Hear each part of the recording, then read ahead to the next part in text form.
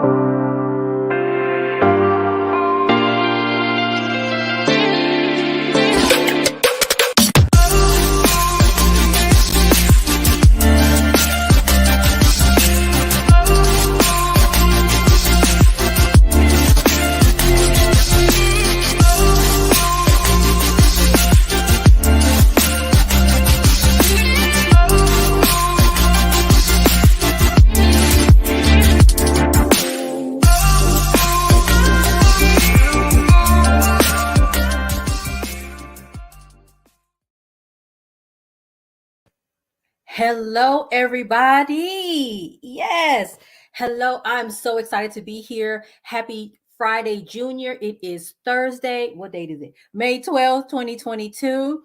Welcome to the May episode of Nicole D. Vick Live. I am Nicole D. Vick, and we are going to have a wonderful episode today. I am really excited, and I'm really thankful for Nomsa, the co-host, for really bringing this idea to the show, right? So we are going to talk about Black Girl Magic yesterday, today, and forever.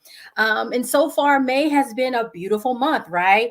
Mother's Day was May 7th. Happy Mother's Day. Belated Mother's Day to all the mothers there, grandmas, aunties, uncles, godmothers, anyone that has mothered someone. Happy Mother's Day. And the week before that, I had my first pop-up shop in about 2 or 3 years. You know, the pandemic slowed a lot of things down, and I was doing these pop-up shops with all of the Black women business owners that I love and respect. But I had to kind of, put them to the side because of COVID, my work. I can't be that person that has people in the backyard in the middle of, high rates of COVID, but things have kind of simmered down a little bit. And so I decided to have the pop-up shop on May 1st, and it was amazing. It was bigger and better than it has ever been. And I'll probably do some more this summer. So definitely stay tuned because there's more to come. I'm also planning on classes on financial literacy and some other stuff coming up. So just stay tuned. So the pop-up shop was just like the first of many things to happen this summer. So, as you know, on this show, we're about all things Black women, our physical health, our mental health, our financial health. And we're also big on sisterhood and the idea of lifting as we climb. That is something that is so important to me. We really have to make sure that we are lighting the path for Black women. And it is our obligation and responsibility to do so. So there's been some current events that have happened, little crazy stuff going on. This Roe v. Wade thing happened. We're not really going to touch on that too much, but we're going to talk about it a little bit. We have a special treat. As I said to you, Nomsa had this brilliant idea of really focusing on sisterhood from an intergenerational perspective. And I don't know about you, but I have often wished that I could sit at the feet of the folks that were here before I was here, right? And give me some wisdom. And also, I really firmly believe that the younger generation also have a lot to say, which is why my daughter and I have a show called Pushing Through, because I love her perspective. So young folk have perspective, and the folks that have been here before I was here also have a wonderful idea and wisdom and viewpoint that is to be respected. So today we're going to have 4 generations of Black women on this episode. And let me bring on Nomsa because I'm going to keep talking, and I want to bring her on because I get excited. Yay! Hey. Hey, hey, Welcome. hey. Happy How you Friday. doing? Happy Friday. Wait, happy Oh, Friday, girl, Junior. Happy Friday, Junior. don't tease me like that, okay? It is not Friday because I was about to get excited. Like, oh shoot, let me go sit down somewhere. Friday Junior, yes. Friday, Junior. Yes. Well, how was I'm your Mother's present. Day? Happy Mother's Day, by the way. Yeah, same to you. It was low key. My Anna was working. So, my pride and joy was working. I celebrated with my mom during the week, and then I just, kind of spent time with Kurt. So it was nice. Hey, I got a nice dinner. I was like, I want this. So, I'm vegan. So I said, Andrea, I want fried shiitake mushrooms, mac and cheese, and sauteed kale, and a cake. And I got all of that. And I literally did not move.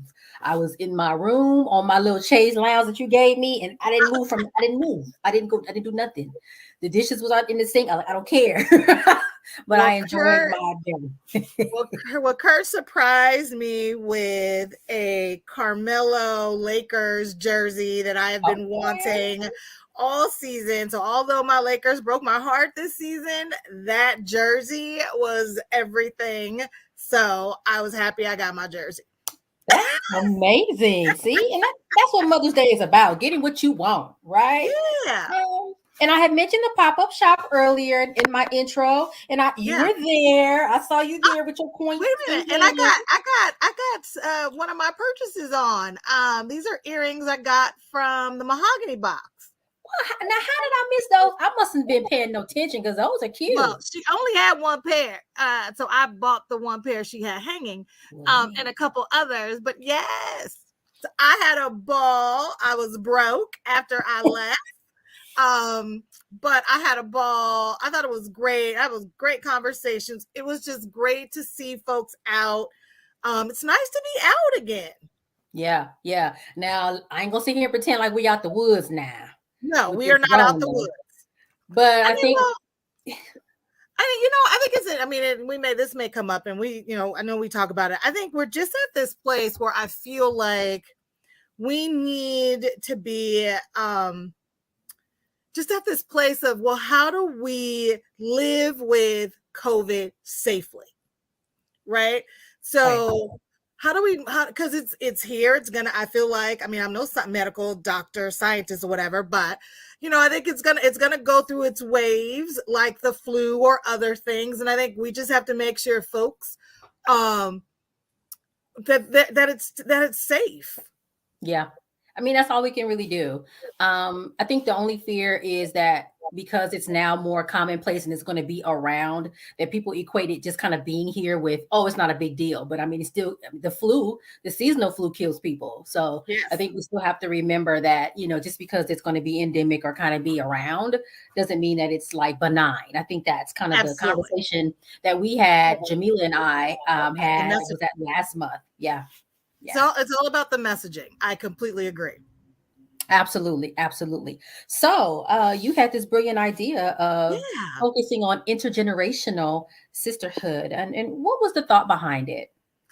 It's like we'd been talking a lot, I want to say like last season. So like last year, right? We talked a lot about sisterhood and building as we climb. And I just thought, let's bring some of the folks that I feel like have a lot to offer and share, and who I actually admire, feel inspired by.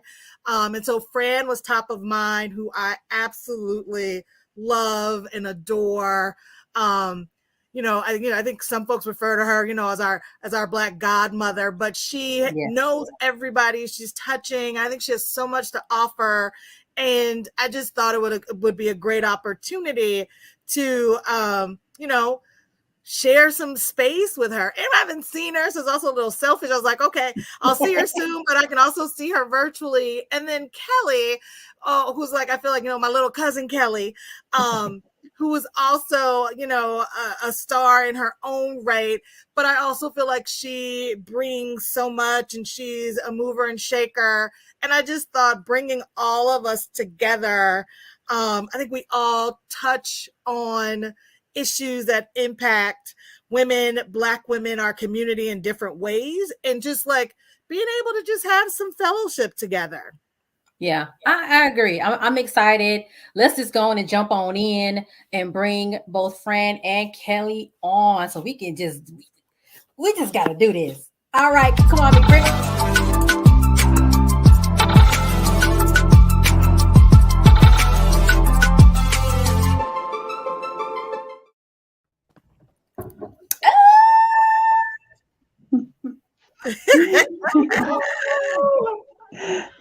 Hello, I'm so excited. All right. So, how are you all doing? Kelly, how are you? I'm good. I'm good today. And ending my day on this note makes me even better. Yeah, today was a good day. Okay, Ice Cube. Right? And Fran, how are you? Like Kelly, definitely an up day. Very, very spirited. I have just finished a workout with a trainer, which is my Thursday afternoon self-care. Okay. So the adrenaline, okay,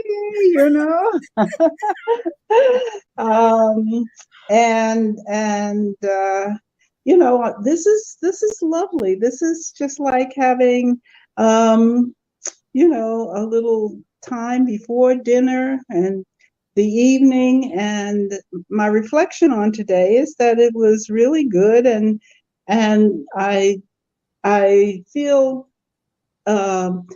energized at the end of the day, which is a good feeling. I don't feel tired and worn down. It's always a good day when I get to this time of the day and say, I still have energy. I'm still ready to go. Okay, so Fran, made me feel bad. I guess I need to work out with a trainer so I can be energized. And then can we come, Fran? That's not my industry right now. Fran is outdoing all of us right now. Okay, I love it though. I love it. All right, Nomsa, go ahead. You got. So I was like, I was making sure I was getting permission. So, and I hope y'all heard how excited I am to have both of you here. And Nicole touched on a little bit, in terms of Roe versus Wade, and just the draft leak that came out. And I've gotten tons of messages and phone calls. And I was just curious, and I wanted to start with Fran, because I know, Fran, you have done lots of work in the field. And, I know there's lots of shock and awe, and folks are responding to it all very differently, but really curious about, your initial kind of reaction and thoughts. Oh, my reaction was it wasn't shock and disbelief, because I think that, we have sort of been prepared for this moment. And I think it was so disappointing, having come on the heels of the confirmation of the first Black woman to the Supreme Court. Yeah. So it felt like, we always get to go in and clean up some mess, at the end. It's just like, here we go again. Okay, we get that win, and then it's like they pull the rug out from under us. Mm-hmm. Now, Roe v. Wade, reproductive health, abortion rights, that was really my generation's call to action after civil rights. Yep. Yeah. And we fought so hard. We fought a long and noble battle. And in my reflection, it is what brought the women's movement and the movement for Black women's health together. Before that, before there was the women's health movement, and there wasn't a lot of Black women in it. That's right. But the work of Billy Avery and the starting of the National Black Women's Health Project in the early 80s really brought us into not just a moment in our history, but a movement for women's reproductive health and well-being, and out of which we have these the terminology of self-help, self-care, mutual support. All came about. I'm guilty of being too complacent. I thought once the Supreme Court rules and it's a right, it's done. So the other part of yanking the rug out from under me in the last couple of weeks is, well, what does that mean about Brown versus the Board of Education? What does that mean for gay rights? All of the things that we have, had to get up and do battle around. And in our community, I know that we have division, ideological, emotional division around the issue of abortion. But I don't believe that we should have any division around rights. We don't always have to want, I've never told anybody you must have an abortion or you ought to have an abortion or, whatever. If somebody decides that that's what they want to do, they ought to have the right to do it. And the government ought not to have a right to invade or intrude in our lives. So that's where I am. I'm a little, well, what do we do now? And so legislatively, I'm glad we have all these sisters marching up to Congress and getting up there. But, we're in a real log jam as a government. Yeah, we are. And I appreciate everything you just said. And I think there's with you, it wasn't shock, disbelief, because also just understanding, and I'm in a different phase, right? In a different phase of looking at the work in the field and realizing, there's this long game. And so we've had judges and other things put in place. So I think for me, I have always questioned whether or not it could be overturned or not, depending on, so it's like that neck, a different look from a different lens. And I was like, I can trust it, right? Depending on who's in place and what happens, just because I'm just paying attention to the long game, right? And how folks are thinking about it and realizing also who at the end of the day is really impacted. Because if you have means, you're going to still have access, right? It's those who don't have means that continue to be behind that 8 ball, right? And that's the part where it's like, okay, what do we do now, right? And so when Kelly, and I think about, we just heard from Fran and what was happening and like on the ground with what they were doing. And I think about where your age and where you are now thinking about this, like what came up for you? Oh, well, I felt I'm already feeling healing from this conversation. So I don't know who it was for, but if it wasn't for anybody else, it was for me. Because Fran, when you said I got too complacent or I got comfortable with complacency, I was like, oh, thank God. Because I didn't know. I'm the resident millennial on the panel. And I had that realization of like, I was born into this. Since I was born, this is a protection that has existed. I know lots of women that have made choices to terminate pregnancies. And so that's what came up for me. I felt like it was this, I felt like the pendulum had smacked me in the face. And as a millennial, I just love these reflections because I had that same moment, when Trump got elected. I remember calling my dad and being like, he was like, girl, we've been here before. And I was like, have we? Like you have, but I don't know if I. So I think like that today's, particularly in light of this conversation, is what made me feel like, oh yeah, we need to get together. I need to be with people who've been walking the journey a little bit longer than me, because I was like, what? I didn't even, how dare they? No, so I love your like, no, I was sitting with skepticism because I was sitting with millennial youth entitled, what? No, they did not. How did this even happen? So there is something in me in this moment of like, oh my God, how did that happen? And perhaps a little bit of fear, to Fran's point about what else is at stake, a little bit of fear of like, oh shoot, okay, I'm awake, I'm doing the work, but what do we need to do now? Because I don't know, the bigger stuff that could come, but yeah, just sitting in like, oh no, I thought we were moving in a different direction.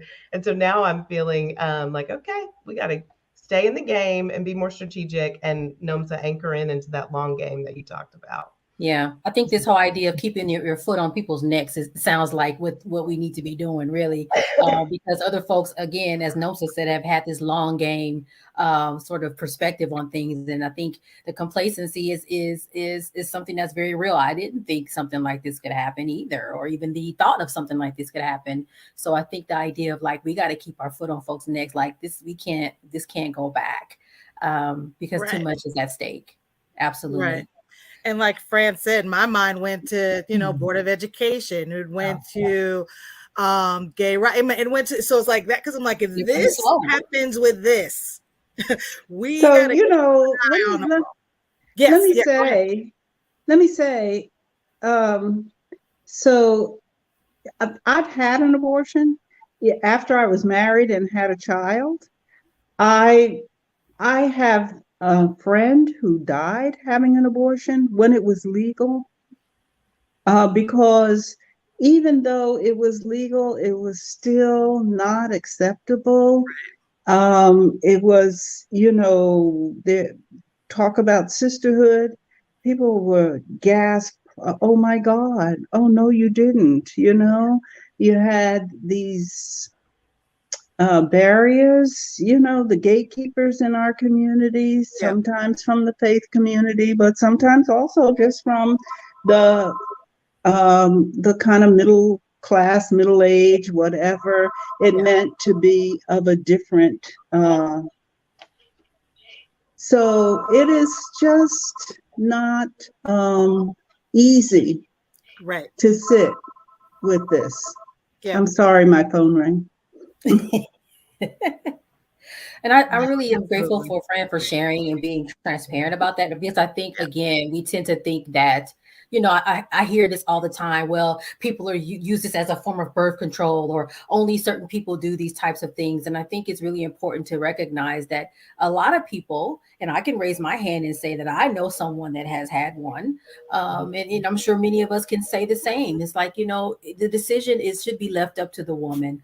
And all this stuff that this I can never say the word, but the politicking around women's reproductive health has become really just a really hot topic, really sensitive topic. And I don't know what's next. So we're getting ready to head into a commercial, but I don't know, Nomsa, do you want to kind of wrap this, put a bow? Yeah, we can put a bow on this. And I think, the bow around this really is about, women being able, really, there should be nobody legislating exactly what we do with our bodies and how we do it, right? And we know if men were giving birth, we wouldn't be having these conversations, right? And when we think of what, just even think about, the cost of pads and tampons, right? It's like just the cost of things that we need to function as women,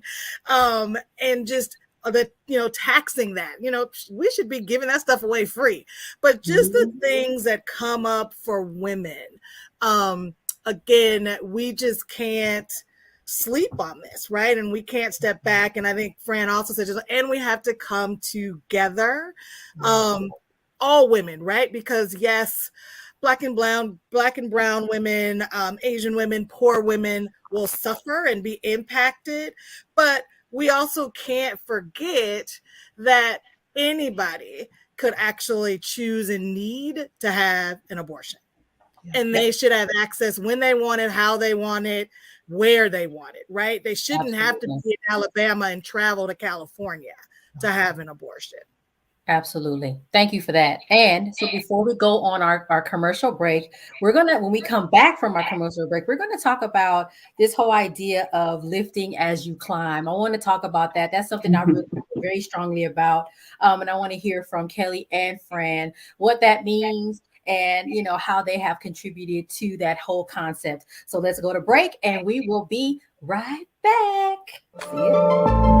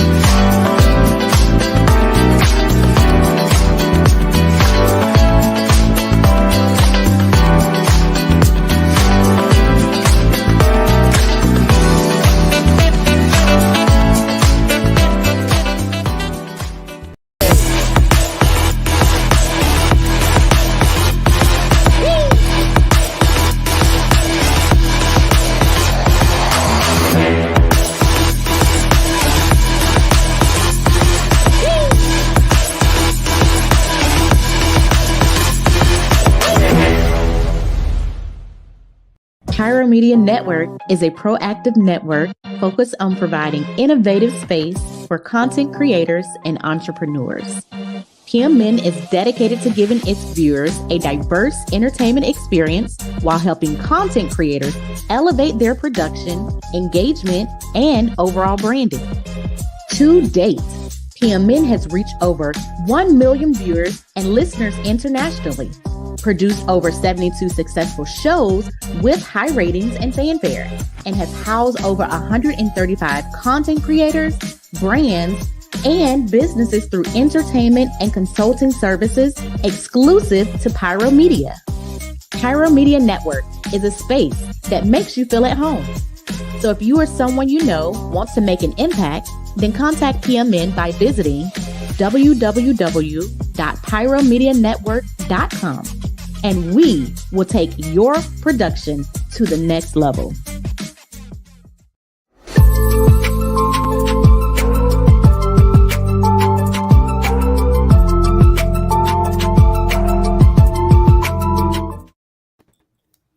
And we're back. All right, you guys. Thank you so much for again joining us tonight. I want to talk about lifting as we climb, or lifting as you climb. So that's something that's really, really important to me. The pop-up shops I do are an extension of that. The life that I lead is an extension of that. Kelly, when you hear the idea of lifting as you climb, what does that mean to you? Well, I was just going to affirm, yes, the life that you lead is an extension of that. I think, Nicole, the stuff that you put out in the world, and Fran and Nomsa as well, it is so inspiring. And so I think lifting as you climb, one, for me, is about always putting people on. Hey, you want to go on this contract? Hey, you got this opportunity? Hey, what do you want to do? Right? Bringing people in, because, you know, we work in systems that say there aren't enough of us, we aren't qualified, we don't have this, we don't have that. And then you're like, well, that can't be true, because I know a lot of us. And so always putting people on, always making sure that you're extending opportunities, always taking coffee dates or questions. I am so grateful. I feel like all of you at some point have taken a call, a coffee date, or let me, you know, pick your brain for too long at a meeting when you're tired. So I think all of those things are ways. And then I would say telling your story so that other people see it and know it's possible. I think I watch and observe, you know, Nicole, I was like, oh, Nicole's traveling. Oh, we can own real estate. Oh, we can get our PhDs. Oh, like, I mean, it's like giving people permission. And like, Fran, just sharing that you've had an abortion. What? I mean, that is a liberating thing to share with people so that other people hear it. So I would say not only just giving direct opportunities, you know, putting people on projects, taking coffee dates, whatever, but also sharing your story unapologetically to give other people permission, and particularly Black women permission to level up and to believe that we can lead the lives that we want to lead. So I think both, you know, supporting and just being brutally honest and vulnerable about where we're at in life.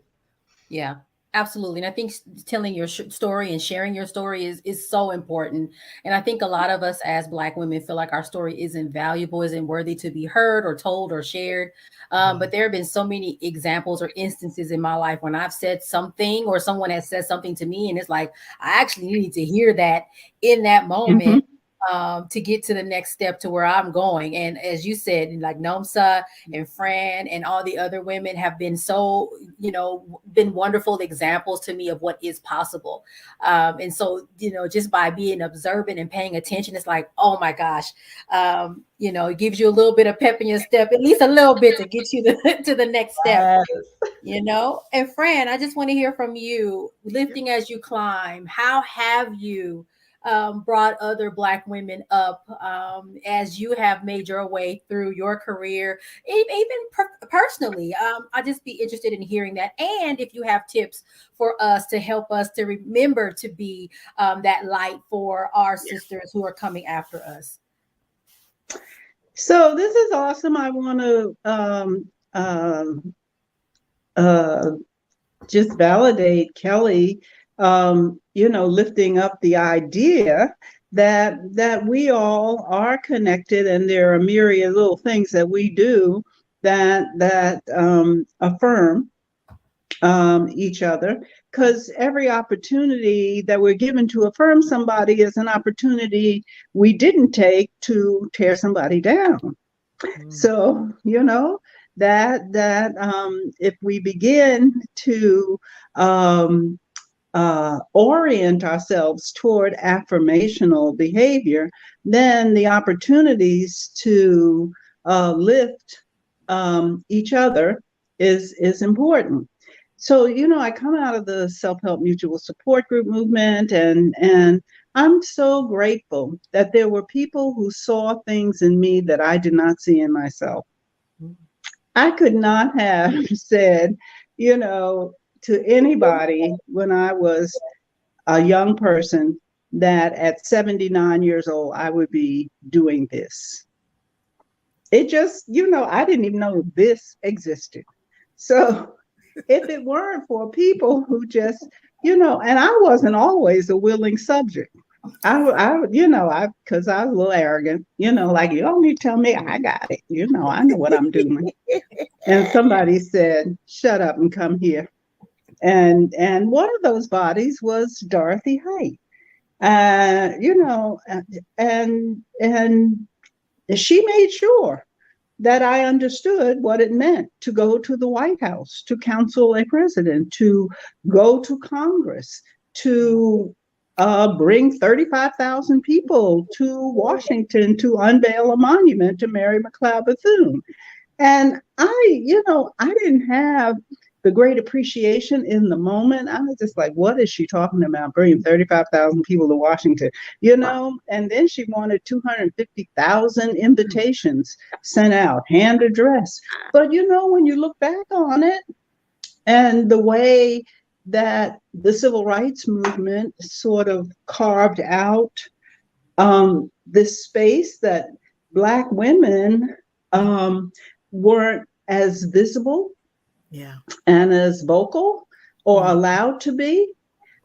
Dr. Height actually, on the day of the March on Washington, the National Council of Negro Women is a council of about 35, 40 different national organizations, some of which I had never heard of. The Beauty Culturist League, the Daughters of the Eastern Star, the ways in which Black women come together and do things that is so different than the sort of male patriarchal way of doing things, really got me immersed in a space where I valued these remarkable women who were leading and paving a way. And I try very hard to say, why is this person in my space? So yesterday I did a workshop and I had a consultant come down from the Bay Area, a PhD from Berkeley. But when I met that young woman, she was 17 years old and homeless.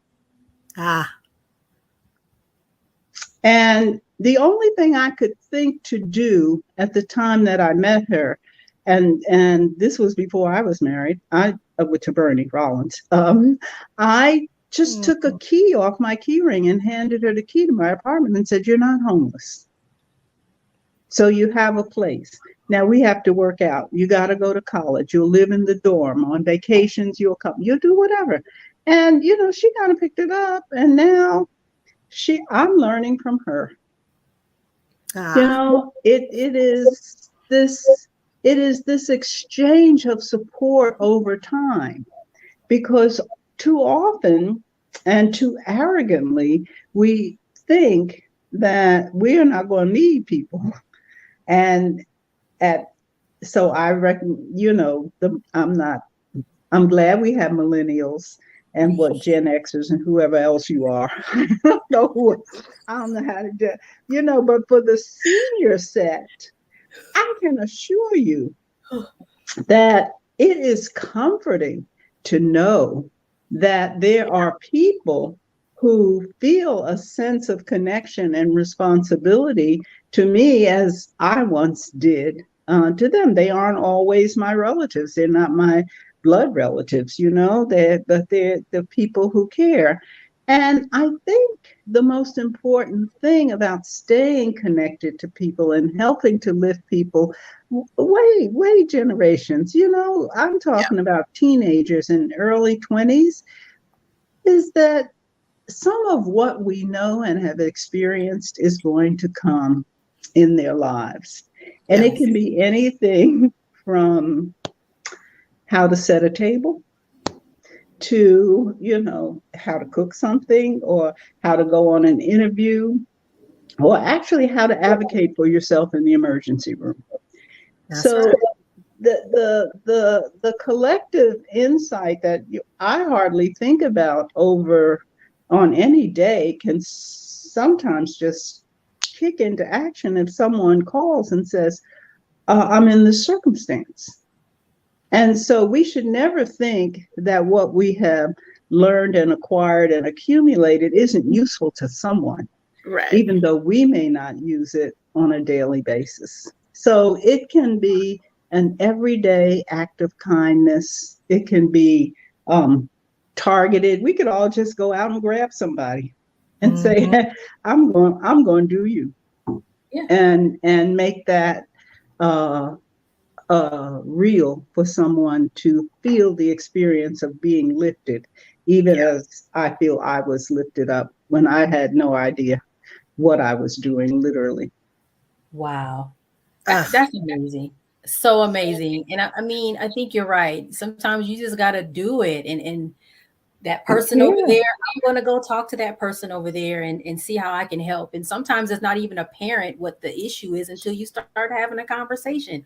Fran, I met a woman, a businesswoman that owns a coffee shop not too far from here. And she and I talked, surface level. And one day she mentioned where she grew up. Do you know she grew up next to my grandfather?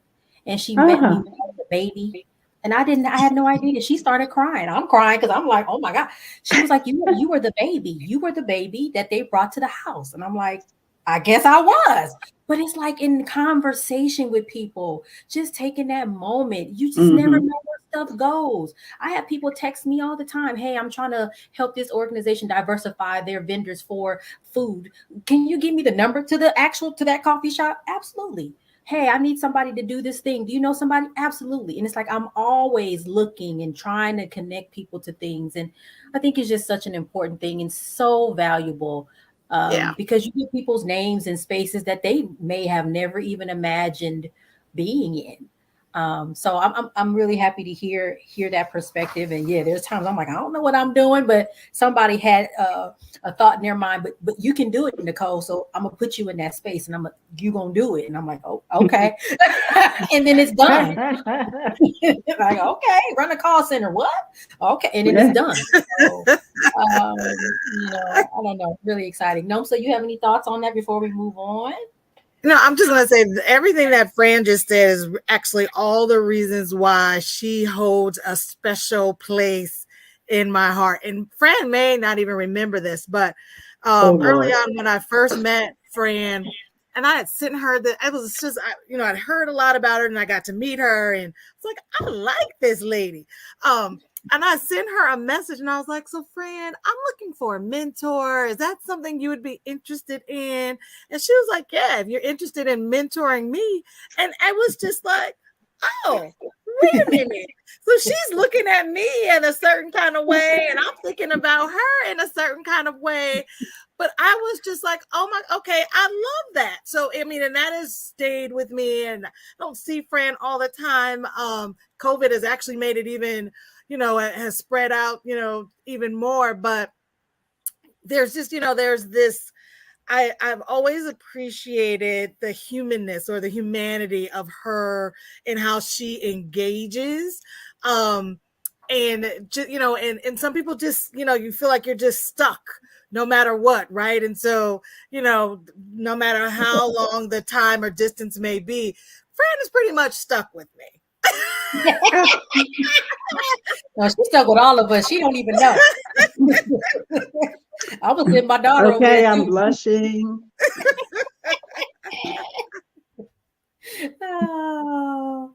Oh my gosh, this is amazing. And so, I love one more thing I'll say. I love the idea of learning from each other. I think that oftentimes we think the younger generation don't know anything, but I feel like we can learn something from Kelly. We can learn something from the kids that are, our kids' age, so the 20-year-olds. Yep. They have a profound perspective as well. And I think one of the things I'll quickly say, and we can move on. My daughter was telling me one day, some years, maybe it was last year, she said, sometimes the older generation can be so mean to us younger folks. And it hurts. And I had actually saw a TikTok today that kind of referenced an example of that, where this woman was an intern and she was leaving. And the older woman said to her, you don't even really deserve all of that. You'll never get far. And I was like, wow, this is something that my own daughter told me that other older women do to her. And I'm like, we have to get out of that. We have to really see them as valuable, because just like Fran said, a lot of stuff that they go through, we've been through, and we got to really make sure that they're okay, because we'll be gone and they gotta live. So I don't know. I just really love this idea of, it's not just us thinking we know everything. They know something too. And we need to listen to our younger folks as well. So Kelly, we listening, and whatever you got to tell us, we hear you as well. But Kelly is living it. I mean, sister is collecting awards, and I mean, if you could, Kelly is a Facebook moment every day by herself. She is the master connector. She is getting people engaged and active and supporting people that I was just like, where does she live? Because she's always real. Somebody from some other part or somewhere, and with very compelling stories. I thought she lived over here. Maybe she lives up there. I don't know, but it's having that skill set and that desire to be a connector that is so impressive to me about her. Oh, absolutely. Well, I'll just offer that this is why this is important, because I'm from South Carolina, and so I grew up. I grew up with my aunties. This was the conversation. Then when I came to LA 11 years ago, it was like, okay, I know like Black women collectively can be our aunties, but like I don't really know anyone. And so this, I mean, being part of all the things, LAPI, being in public health stuff, being part of the Empowerment Congress, like it's like, oh, I have a home. And even though, I don't have South LA, I don't have, this sort of story, Nicole, I love hearing about sort of your lineage story. I feel like, okay, I'm here. This transcends, geographical boundaries. And so I'm just trying to contribute to where I am in space and place. And I feel like my dad said, don't go over there and don't bring anything back. Like you need to make sure, you're carrying on wherever. So I just feel grateful I'm just trying to live up to all the standards. So you're doing it. Each of you. You are making us proud, Kelly. Indeed. Indeed. And inspiring me. I have 3 great nieces who are growing up in Columbia, South Carolina without their mom.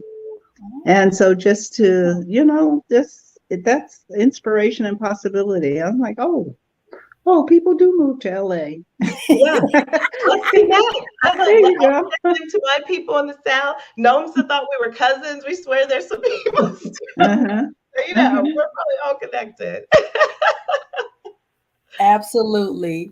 Nomsa, you had a question about Mental Health Awareness Month that you wanted to ask. Yeah, well, I just wanted to put it out there. And Fran started to share, just recognizing that May is Mental Health Awareness Month, and really just thinking about, so much that we put on our shoulders and move and do, right? And we take on so much. And just, what are you all doing really to take care of yourselves, especially during this time, right? It's been a difficult several years, and so it's like, what are you doing, right, to take care of yourself? So we already, Fran has already made us feel bad with her trainer and Yes. working out on Thursdays. I was like, I thought my my meditation in the morning and steam face and doing my facial steams, but I was like, well, maybe I need to be getting my steps in a little bit more too. We But need just to level up. making sure, just how are we, whether it is that or support circles, but what are the things that you all do to stay balanced? Well, I will say, at this end of the age spectrum, mental health is more important than I ever thought it to be. And I do believe that you have called out the particular circumstances of the pandemic and isolation and loneliness. And I also, so my husband died in 2021, at the end of 2021. And so then I had this issue about grieving. And I thought, even before he died, we said, let's just start thinking about this anticipatory grief.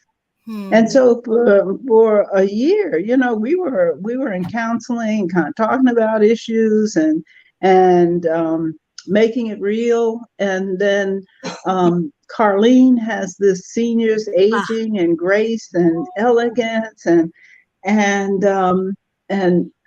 my friends from the psychology department at UCLA, and out of all of that collective insight about mental health and trying to maintain emotional balance and well-being at a pretty dramatic time in my life, I learned that you can grieve and you can hold joy equally. You don't got to just have one or the other. You can hold them both and do them both. And therefore, mental health is kind of, for me, become like balance. It's when I feel sad and grieving, I do that. And then, pretty soon, I say, well, that's okay. I can function. I do this and the physical activity and getting a puppy and having that kind of companionship. I really feel good about the way that I've handled grief, and I wish that as sisters and a sisterhood, that collectively we would take on that challenge, because we have so much pain and we have so much to grieve. We live with so much, and yet we have, of course, a lot to be grateful for. Yeah. So just a regular practice, meditation, support groups, check-ins, going to a therapist, having a counselor, I just again pretty arrogantly said, I don't know if I need a counselor to do this. I can just read up on it. Give me some on you Google how to grieve, and or whatever, and I'll be okay. But there is actually some value in someone holding up a mirror, kind of truth, and saying, so what are you actually feeling? Yeah. And to get out of your head and thinking intellectually about what's happening, and really get into unlocking and unblocking real feelings. It's pretty valuable. Yeah. Kelly, any thoughts on self-care? Yeah, I love all of that. I'll say, I think one thing I've been trying to do recently is say that I've done enough. Like I've done enough. That's what do you do? I did enough. That was it. I did enough. And now I'm gonna go. I've got a group of girlfriends that have just been in this moment of like living in joy. And I think a lot of you all are doing that as well. And I was like, oh, I'm gonna go. I'm gonna go. I'm gonna get that massage. I'm gonna drink that drink on the rooftop. I'm gonna celebrate and live and be happy. Because thank you, Nicole. Sip that perhaps tea. That's the COVID Perhaps. You know, I was on the East Coast when COVID started, so it was like it's happy hour time over here with these West Coast meetings. But as it relates to mental health, I will also affirm Fran's response to go to therapy and also take meds if you need to. So I'm someone that lives with bipolar disorder. I was diagnosed later in life, and it was really hard. It's hard to have that diagnosis and be like, what do I do? And I don't have cultural norms or practices. And we don't do this, we don't do that.